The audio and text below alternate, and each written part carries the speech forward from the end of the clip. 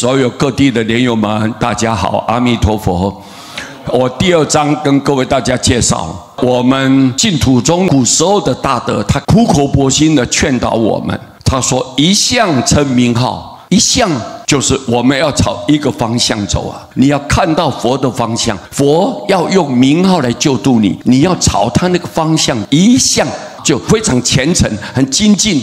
你看到佛的方向，你有希望啊！你倒过头来看你自己的心，那就糟糕了。你的心是颠倒的，是迷失的，是错乱的，是妄想心的，是散乱心的。你的心有我们造罪造业那个阴影潜在的八识田中里面的种子种得很深了。所以你回过头来看你的心是错乱的，不平静的，没办法安定下来。但是如果我们看到佛的方向，佛的光明啊，佛的慈悲，它完全能够包容我们众生所做的一切行为，去宽恕你，还要救度你。你看，所以我们要一向称名号，就是南无阿弥陀佛，我一念佛要救我，佛要救我。你除了这个观念以外，你要舍掉心中所可能顾虑的，可能操心的，可能你觉得还需要什么加强的，这些所有的观念全部把它舍掉。舍什么？舍善恶尽秽的顾虑。有的人呢，就我一定要怎么样去做善，然后才能够有资格有条件去往生。有的人看到这个恶，你作恶了，你这个造罪了，你的行为偏差了，你可能没有机会了，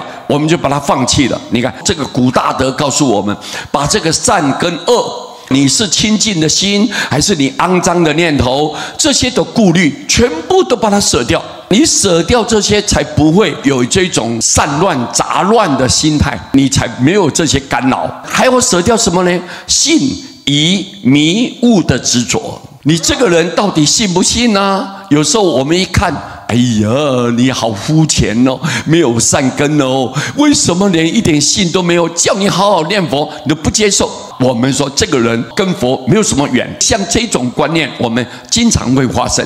所以我们要把这个信舍掉，疑呢怀疑。我们经常说，我们念佛到底能不能去呀？我们有没有资格去呀？我念了这么少，我能去吗？我念佛并不是希望到西方，我念佛就希望能够天福延寿啊！我的名望地位要向上步步高升啊！你看这些东西，信啊、疑啊，你迷糊啦，或者你觉悟的这些执着心性，就全部把它舍掉。全部把它切断，不要为这些困扰。舍知数自余的分别，你要舍掉你是在家人，你是出家人，你是很有智慧的人，或者你是一个愚痴的人，这种分别心，各位，你增添了心里的负担。你把这些东西观念全部都把它舍掉，心中的一切观念皆舍。不管你起什么念头，你都不应该把它搁在心里面，毫不执着，毫不分别。唯独一句阿弥陀佛，就单单一句阿弥陀佛，南无阿弥陀佛，你就一直念到底。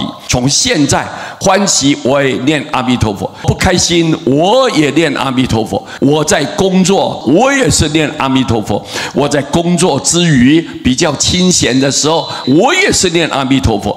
任何工作我随时都一句阿弥陀佛。这样诚然，如果你按照这样，我非常真实的告诉你，愿生彼国者，如果你愿意到西方极乐世界的人，应该要知道，名号就是信心。因为名号给你有信心，为什么？名号是阿弥陀佛修持的嘛，是阿弥陀佛所完成的功德嘛，是阿弥陀佛要救度众生的保证啊。所以，如果愿意往生西方极乐世界的人，你应当要了解呀，名号就是信心。只要你愿意称念阿弥陀，就救度你。所以，名号就是信心，信心就是称名。有信心的人说：“哦，我一念佛，佛要救我，我绝对有信心。”是佛给你担保的。不是一般人给你担保的，不是任何其他的人给你保证的，不是，是佛来给你担保。你只要称名，我一定救度你。所以我们信心就是称名号，你称名就一定往生。你只要一念佛，你就有资格、有条件可以往生，